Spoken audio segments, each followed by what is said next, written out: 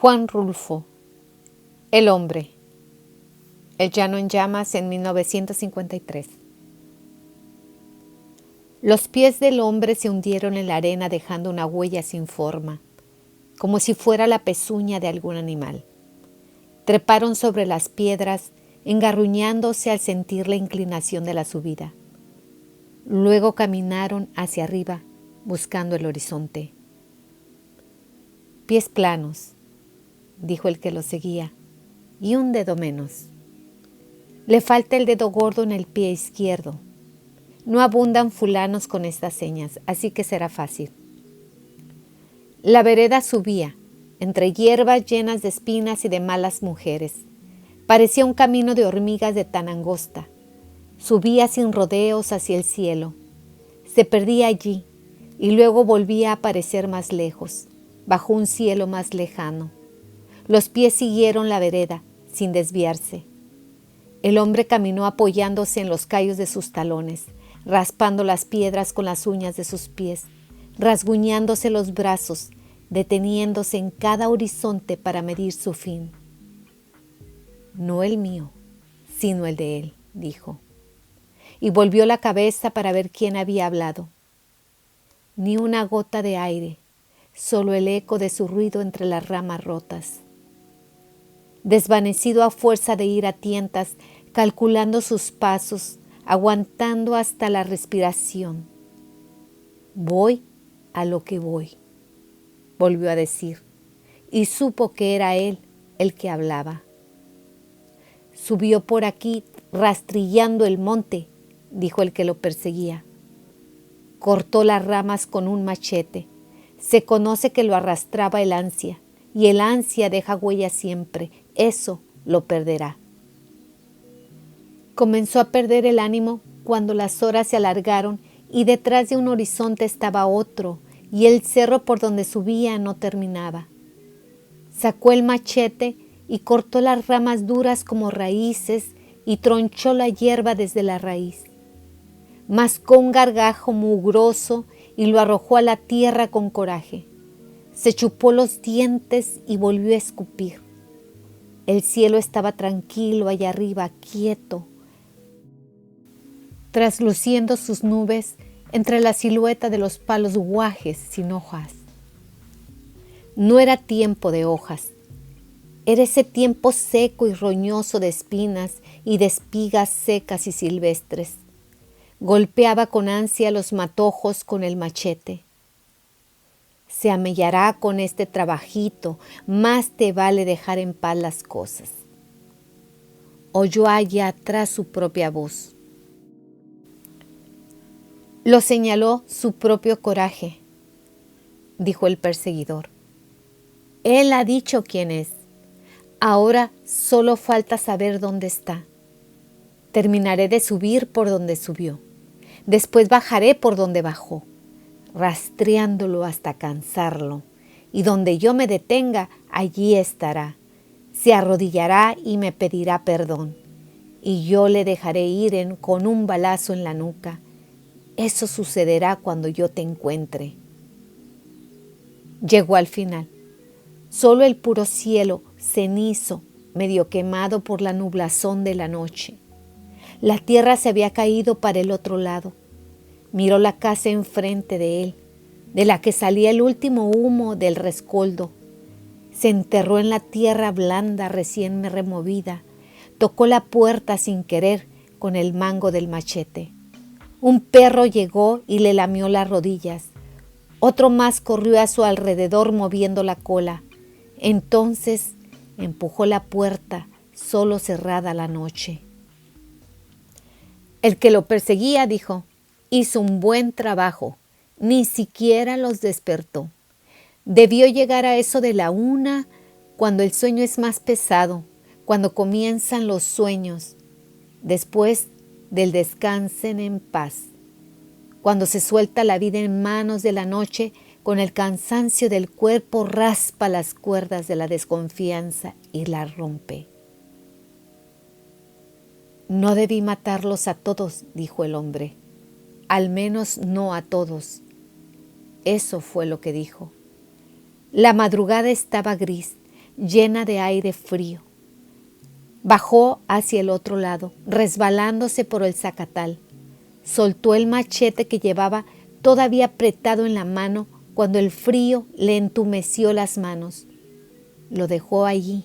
Lo vio brillar como un pedazo de culebra sin vida entre las espigas secas.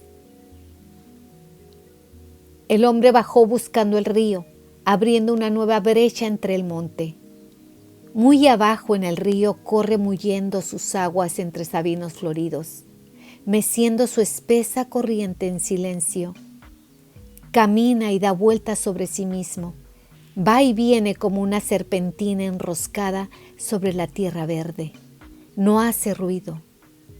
Uno podría dormir allí junto a él y alguien oiría la respiración de uno, pero no la del río. La hiedra baja desde los altos sabinos y se hunde en el agua. Junta sus manos y forma telarañas que el río no deshace en ningún tiempo. El hombre encontró la línea del río por el color amarillo de los sabinos. No lo oía, solo lo veía retorcerse bajo las sombras. Vio venir las chachalacas. La tarde anterior se habían ido siguiendo el sol, volando emparvadas detrás de la luz.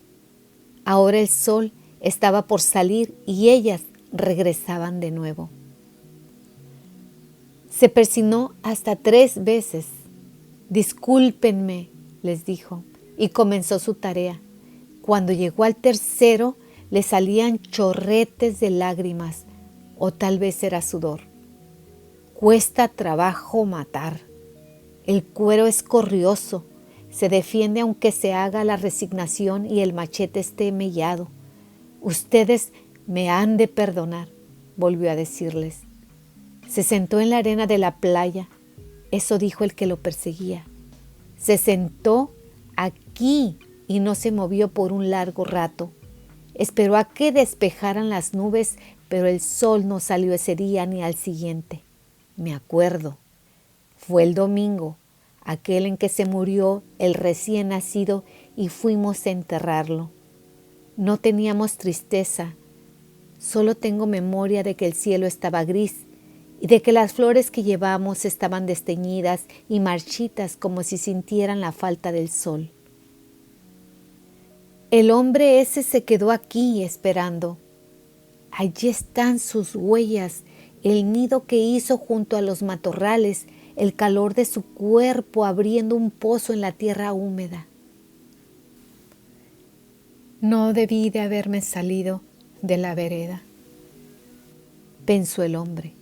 Por allá hubiera llegado, pero es peligroso caminar por donde todos caminan, sobre todo llevando este peso que yo llevo.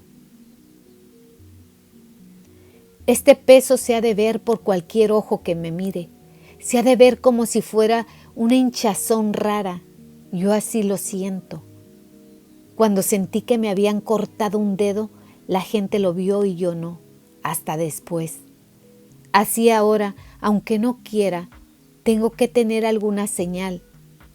Así lo siento por el peso o tal vez el esfuerzo que me cansó.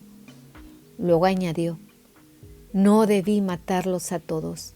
Me hubiera conformado con el que tenía que matar, pero estaba oscuro y los bultos eran iguales. Después de todo, así de a mucho les costará menos el entierro. Te cansarás primero que yo. Llegaré a donde quieres llegar antes que tú estés allí, dijo el que iba detrás de él. Me sé de memoria tus intenciones, quién eres y de dónde eres y a dónde vas. Llegaré antes que tú llegues. Este no es el lugar, dijo el hombre al ver el río.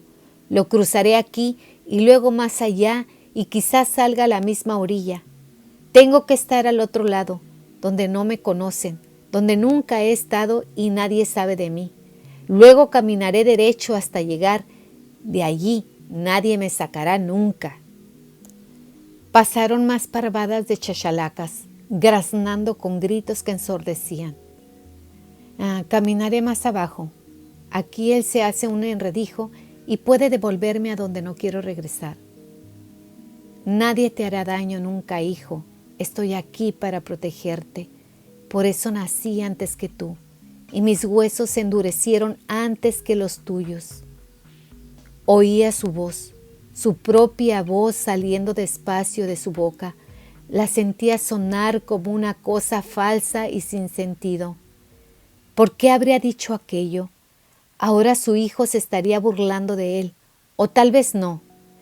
Tal vez esté lleno de rencor conmigo por haberlo dejado solo en nuestra última hora, porque era también la mía, era únicamente la mía. Él vino por mí. No los buscaba a ustedes, simplemente era yo el final de su viaje. La cara que él soñaba ver muerta, restregada contra el lodo, pateada y pisoteada hasta la desfiguración. Igual que lo que yo hice con su hermano, pero lo hice cara a cara. José alcancía frente a él y frente a ti, y tú nomás llorabas y temblabas de miedo. Desde entonces supe quién eras y cómo vendrías a buscarme. Te esperé un mes, despierto de día y de noche, sabiendo que llegarías a rastras, escondido como una mala víbora, y llegaste tarde, y yo también llegué tarde. Llegué detrás de ti. Me entretuvo el entierro del recién nacido.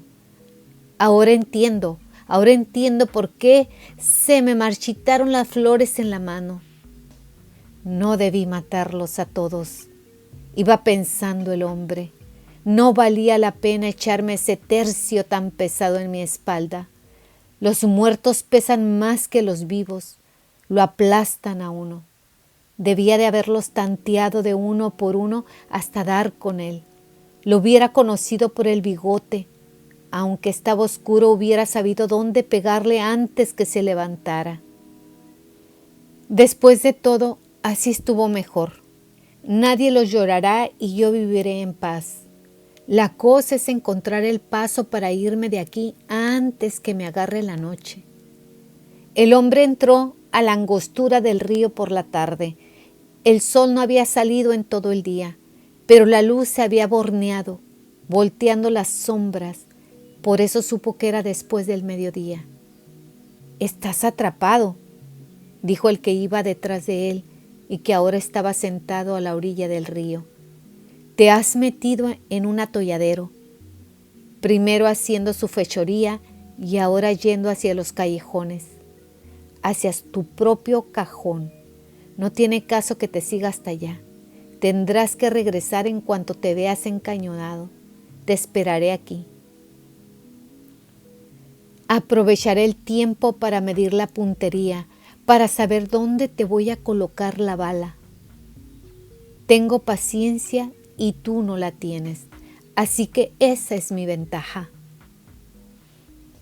Tengo mi corazón que resbala y da vueltas en su propia sangre, y el tuyo está desbaratado, revenido y lleno de pudrición. Esa es también mi ventaja. Mañana estarás muerto, o tal vez pasado mañana, o dentro de 8 días. No importa el tiempo. Tengo paciencia. El hombre vio que el río se encajonaba entre altas paredes y se detuvo. «Tendré que regresar», dijo.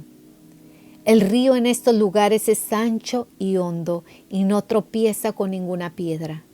Se resbala en un cauce como de aceite espeso y sucio, y de vez en cuando se traga alguna rama en su remolino, sorbiéndola sin que se oiga ningún quejido. «Hijo», dijo el que estaba sentado esperando, «no tiene caso que te diga que el que te mató está muerto desde ahora. ¿Acaso yo ganaré algo con eso? La cosa es que yo no estuve contigo. ¿De qué sirve explicar nada? No estaba contigo, eso es todo. Ni con ella, ni con él. No estaba con nadie, porque el recién nacido no me dejó ninguna señal de recuerdo». El hombre recorrió un largo tramo río arriba. En la cabeza le rebotaban burbujas de sangre.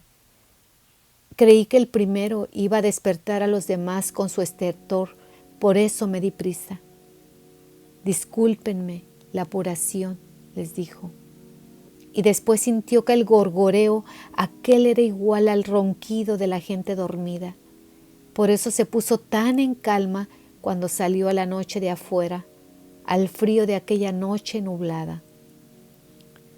Parecía venir huyendo. Traía una porción de lodo en las ancas que ya ni se sabía cuál era el color de sus pantalones. Lo vi desde que se zambulló en el río, apechugó el cuerpo y luego se dejó ir corriente abajo, sin manotear, como si caminara pisando el fondo. Después rebasó la orilla y puso sus trapos a secar. Lo vi que temblaba de frío, hacía aire y estaba nublado. Me estuve asomando desde el boquete de la cerca donde me tenía el patrón al encargo de sus borregos. Volvía y miraba a aquel hombre sin que él se maliciara que alguien lo estaba espiando. Se apalancó en sus brazos y se estuvo estirando y aflojando su humanidad, dejando orear el cuerpo para que se secara. Luego se enjaretó la camisa y los pantalones agujerados. Vi cómo no traía machete ni ninguna arma, solo la pura funda que le colgaba de la cintura huérfana. Miró y remiró para todos lados y se fue, y ya iba yo a enderezarme para arriar mis borregos cuando lo volví a ver con la misma traza de desorientado. Se metió otra vez al río, en el brazo de en medio, de regreso. ¿Qué traerá este hombre?, me pregunté. Y nada. Se echó de vuelta al río y la corriente se soltó, zangoloteándolo como un reguilete, y hasta por poco y se ahoga. Dio muchos manotazos y por fin no pudo pasar y salió allá abajo echando buches de agua hasta desentriparse. Volvió a hacer la operación de secarse en pelota y luego arrendó río arriba por el rumbo de donde había venido. Que me lo dieran ahorita. De saber lo que había hecho lo hubiera apachurrado de a pedradas y ni siquiera me entraría el remordimiento. Ya lo decía yo que era un juilión, con solo verle la cara, pero no soy adivino, señor licenciado. Solo soy un cuidador de borregos y hasta si usted quiere algo miedoso cuando da la ocasión. Aunque como usted dice, lo pude muy bien agarrar desprevenido y una pedrada bien dada en la cabeza lo hubiera dejado allí bien tieso. Usted ni quien se lo quite que tiene la razón. Eso que me cuenta de todas las muertes que debía y que acababa de efectuar, no me lo perdono. Me gusta matar matones, créame usted. No es la costumbre, pero sí ha de sentir sabroso ayudarle a Dios a acabar con esos hijos del mal. La cosa es que no todo quedó allí. Lo vi venir de nueva cuenta al día siguiente, pero yo todavía no sabía nada de haberlo sabido. Lo vi venir más flaco que el día antes, con los huesos afuerita del pellejo, con la camisa rasgada. No creí que fuera él, así estaba de desconocido. Lo conocí por el arrastre de sus ojos, medio duros, como que lastimaban. Lo vi beber agua y luego hacer buches como quien está enjuagándose la boca. Pero lo que pasaba era que se había tragado un buen puño de ajolotes, porque el charco donde se puso a sorber era bajito y estaba plagado de ajolotes. Debía de tener hambre. Le vi los ojos, que eran 2 agujeros oscuros como de cueva. Se me arrimó y me dijo, ¿son tuyas esas borregas? Y yo le dije que no. No son, no sé de quién las parió, eso le dije. No le hizo gracia la cosa, ni siquiera peló el diente. Se pegó a la más ovachona de mis borregas y con sus manos como tenazas le agarró las patas y le sorbió el pezón. Hasta acá se oían los balidos del animal, pero él no la soltaba, seguía chupe y chupe hasta que se hastió de mamar. Con decirle que tuve que echarle creolina en las ubres para que se le desinflamaran, y no se le fueran a infectar los mordiscos que el hombre les había dado. Dice usted que mató a toditita la familia de los Urquidi. De haberlo sabido, lo atajo a puros leñazos. Pero uno es ignorante. Uno vive remontado en el cerro, sin más trato que los borregos, y los borregos no saben de chismes. Y al otro día se volvió a aparecer. Al llegar yo, llegó él, y hasta entramos en amistad. Me contó que no era de por aquí, que era de un lugar muy lejos, pero que no podía andar ya porque le fallaban las piernas. Camino, y ando y nada. Se me doblan las piernas de la debilidad, y mi tierra está lejos, más allá de aquellos cerros. Me contó que se había pasado 2 días sin comer más que puros hierbajos. Eso me dijo. Dice usted que ni piedad le entró cuando mató a los familiares de los Urquidi. De haberlo sabido, le habría quedado en juicio y con la boca abierta mientras estaba bebiéndose la leche de mis borregas. Pero no parecía malo. Me contaba de su mujer y de sus chamacos y de lo lejos que estaban de él. Se sorbía los mocos al acordarse de ellos y estaba reflaco, como trasijado. Todavía ayer se comió un pedazo de animal que se había muerto del relámpago. Parte amaneció comida de seguro por las hormigas arrieras y la parte que quedó, él la tatemó en las brasas que yo prendía para calentarme las tortillas y le dio fin. Ruñó los huesos hasta dejarlos pelones. El animalito murió de enfermedad, le dije yo, pero como si ni me oyera, se lo tragó enterito, tenía hambre.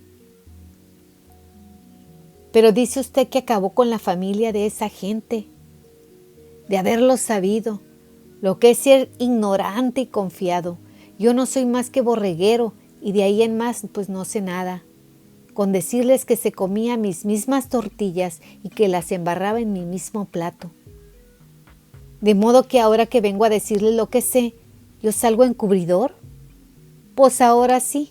¿Y dice usted que me va a meter a la cárcel por esconder ese individuo? Ni que yo fuera el que mató a la familia esa. Yo solo vengo a decirle que allí en un charco del río está un difunto. Y usted me alega que desde cuándo y cómo es y de qué modo es ese difunto. Y ahora que yo se lo digo, salgo encubridor. Pues ahora sí. Créame usted, señor licenciado, que de haber sabido quién era aquel hombre, no me hubiera faltado el modo de hacerlo perdedizo. Pero yo qué sabía, yo no soy adivino. Él solo me pedía de comer y me platicaba de sus muchachos chorreando lágrimas. Y ahora se ha muerto. Yo creí que había puesto a secar sus trapos entre las piedras del río, pero era él, enterito, el que estaba allí boca abajo, con la cara metida en el agua.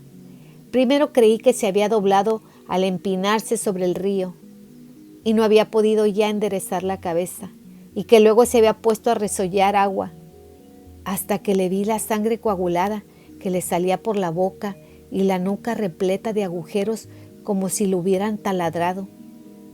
Yo no voy a averiguar eso, solo vengo a decirle lo que pasó, sin quitar ni poner nada.